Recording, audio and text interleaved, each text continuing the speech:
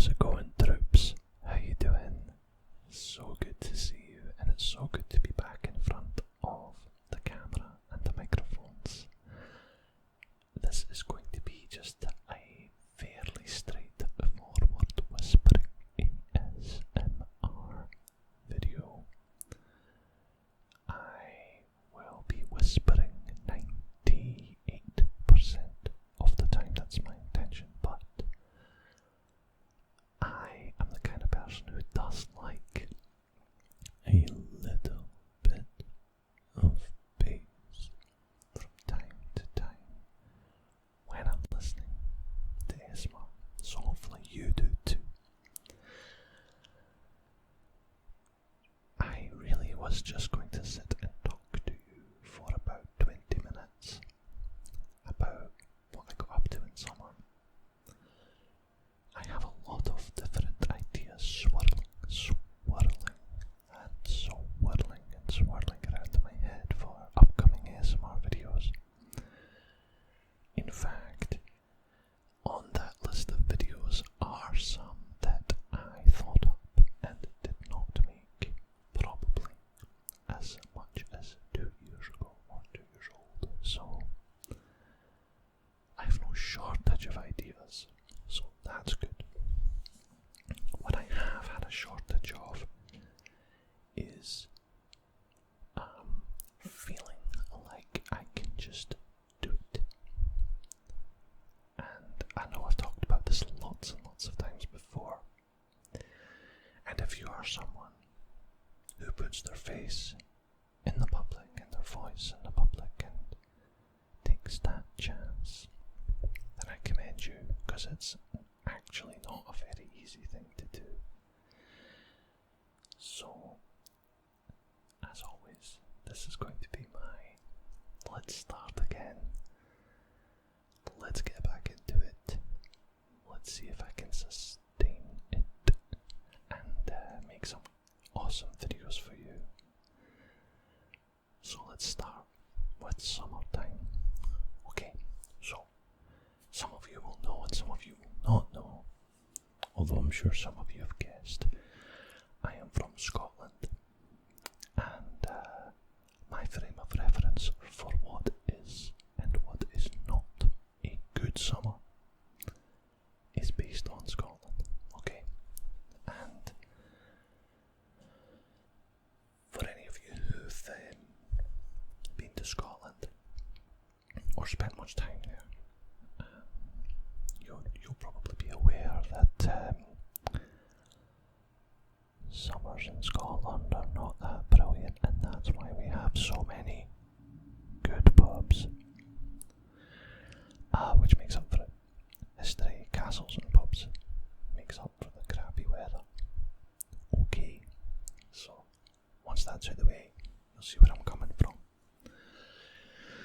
Now, I was very, very lucky to spend a great deal of my adult life in Australia and New Zealand, so I went there with a milk bottle complexion, probably the whitest person there for a while, and then I got used to heat and summer and sunscreen and mosquitoes, and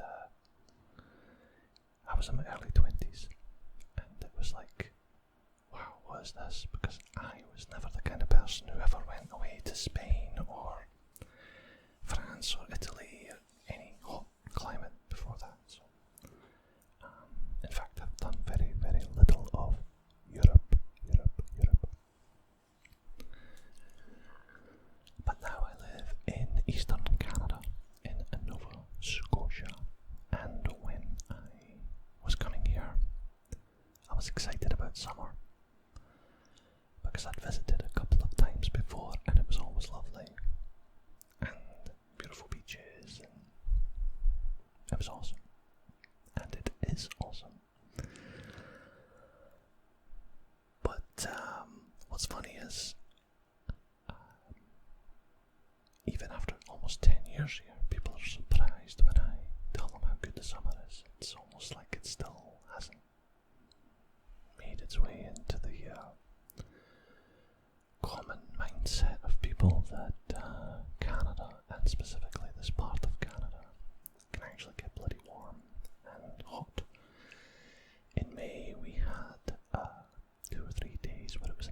30s. My car hit 39 degrees Celsius one day, briefly. And a lot of people thought, oh, that's not normal. If it's like that in Canada, then this, global warming, climate change is definitely real, right? And although I do certainly think that climate change is very much a real thing, I don't think it explains why it's warm here, because after talking to my wife and a few other people who grew up here, they said to me, no, in summer, even in the 80s and 90s, like, it was always warm. Maybe it has got a bit warmer, but it was always, like, lovely. And you had to wear sunscreen and get sunburned. There was mosquitoes, so it's nothing new. So it's always puzzling to me that I fly like an hour south and I'm in New York City, and I tell them about Nova Scotia, and it's like, well, all the way up there you get, like, it's not ice all the time, and I'm like, all the way up there is like 1 hour on a plane. It's not that far, it's like just up the road.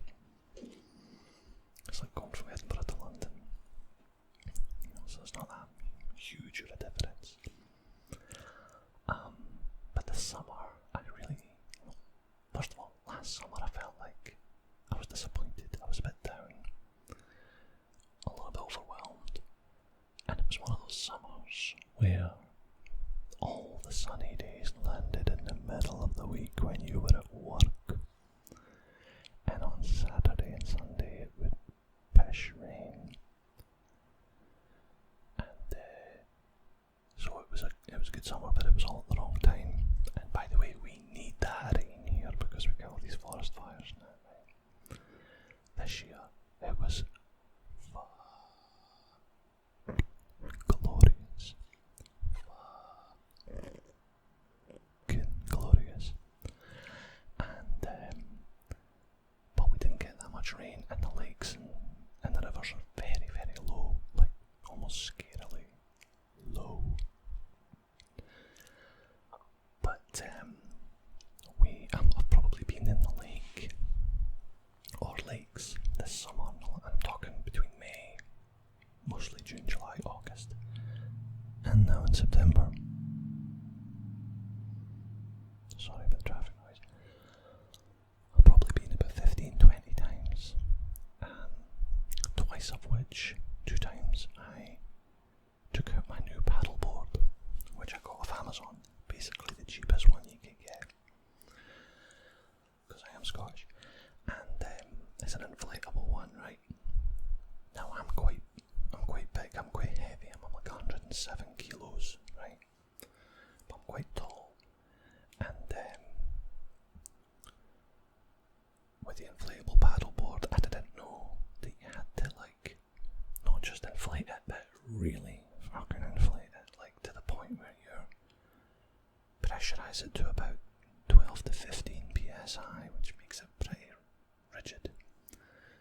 And the first 2 times I did that, I didn't have the right pump, so I'm standing on this paddleboard like that. It starts folding up. And I thought, okay, is that because I'm too big? But no, the rating, oddly enough, for the paddleboard is something like £375,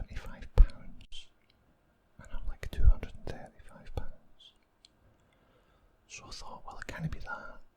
And then of course I looked it up, and yeah, it's just a case of you can pump it up to a point, but you really need to get that extra bit to make it solid as a rock. So hopefully, third time lucky, tonight I'm going to take that paddleboard out and I am going to stand up on it and hopefully not fall off and make an arse of myself.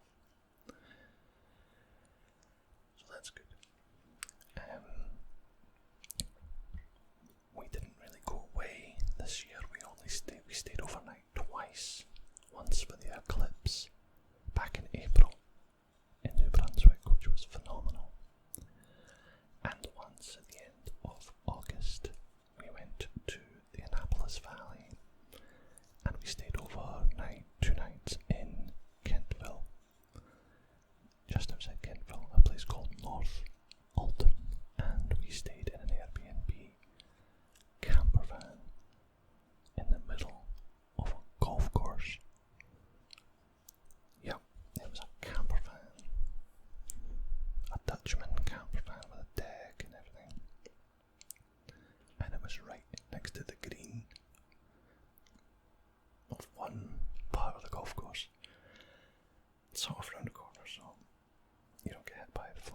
tutorials and stuff. Yeah, so we stayed there, and it was so cool. It was like so unusual. And at night time, the kids would run around and play on the golf course because there was nobody there. So, and we went to the air show, Atlantic, which they have every year here. And the last couple of years have been kind of so-so, but this year was phenomenal. So if you like planes, if you're like a plane nut like me, you would have really enjoyed it. They had the Royal Air Force Red Arrows from the UK came over, and they had the Snowbirds, which are really good as well. There was a CF-18, which is what the Canadians call the F-18 demo team, and the US sent F-16 for a F-16 demo. There were also 2 A-10s on the ground, and 1 or 2 Stratotankers, 3 Poseidons. I'm just throwing out names like you're supposed to know what these are, but I'm sure some of the plane nuts out there will know exactly what I'm talking about. And it was cool because of the 3 Poseidons, 2 of them were American and 1 was British, and the base that we were at, called Greenwood, is going to be the home of half of Canada's new fleet of Poseidons, which they don't have yet, but they're coming soon. And the Poseidon is a maritime patrol aircraft, which can, look for subs and drop torpedoes and stuff if needed. So that's pretty cool. So yeah, and we had a great time. It was smoking hot, and one of the cool things about Greenwood, and it's like this every time you go, the entire field in between the runways, because you get to often park on the runway or park on the grass, and then you have to walk over the runway, and there's big, huge beds of grass in between. And mate, I'm talking thousands, maybe hundreds and thousands of grasshoppers. You just walk, and these things are just jumping ahead of you. And my daughter loves it. She just grabs them in her hand and then puts them in the cup holder of her seat, puts some grass in there, and then for 6 hours of the air show, she's got a little grasshopper petting zoo on her chair. And then at the end of the day, she has to let them go, and then we all go home. So that was kind of cool. And yeah, I mean, other than that, going to the lake, going to the air show, it's that's like my summer. I've been, and one of the reasons I've not been on here is I've been definitely very, very, very overwhelmed with lots of things going on, and a lot of it's silly things. Like, I never used to be the kind of person who stressed about having a tidy house and clean house, especially when you've got kids, otherwise that's all you do. But I feel like between work and this channel and the house, it's almost like you've got a running mental list of about 800 things, and you can't keep track. And it reaches a point where you don't even know what you're meant to do first. So you just sort of do nothing and then go for doom scrolling or instant gratification, gaming, watching YouTube videos, just to try and get a breath. And I've been struggling with that a lot. In fact, I've been like that probably the last 2 years. And I know that I'm not alone. I'm sure many of you are probably nodding, going, yep, that sounds familiar. So I just want to let you know, if you are like that, then you're definitely not alone. You're definitely not alone. It sounds so silly because when you take a step back and look at our lives, especially in the West, We're so fortunate, we're so lucky. We have all this freedom and technology, but a lot of the technology I find is there as a good tool, but we don't use it as a tool. We use it as a escape or a distraction, which is actually one of the reasons why I love ASMR in the first place, and why I wanted to make a little channel in the first place, because I wanted to take what I perceived. I'm specifically referring to like smartphones in here. I wanted to take something that I perceived to be a kind of a negative thing in modern society. Doom scrolling, instant gratification, scroll, just constant information overload. And I really wanted to take all that with the same device, and with ASMR I thought, this is brilliant. It's the same device, but it's slow, and it's deliberate, and it's relaxing. So maybe it can be a force for good after all. So yeah. Anyway, this is just an initial ramble, whispering random thoughts, and my goal is to get back in front of this camera so that I can put myself on display for you, and try not to feel embarrassed, and try not to feel self-conscious, so that I can open the door and start creating again. And I miss that freedom, where you go, oh, I've got a great idea, I'm going to go through there, I'm going to write it down, I'm going to set up the camera, I'm going to set up the lights, I'm going to set up the microphone, I'm going to film it. But lately that's not what's been happening. It would be, I've got a great idea, and then I just file it away because I'm too fucking scared to go and film it. My therapist has a really good thing he says. He calls it the punk rock attitude, which is basically this. And I really like that, although it can only take you so far. You can do that and then go do something. But if you still feel restricted here or in here, then that only, it sort of gets you maybe a third of the way there, as I've discovered. And I am still discovering, because I am by no means back to the place I want to be at. So if you've got any tips, tricks, revelations, quotes, phrases, facts that can help someone or anyone, and I'm not talking about me, I'm talking about anybody who's watching this, help them just do stuff without feeling overwhelmed, or without,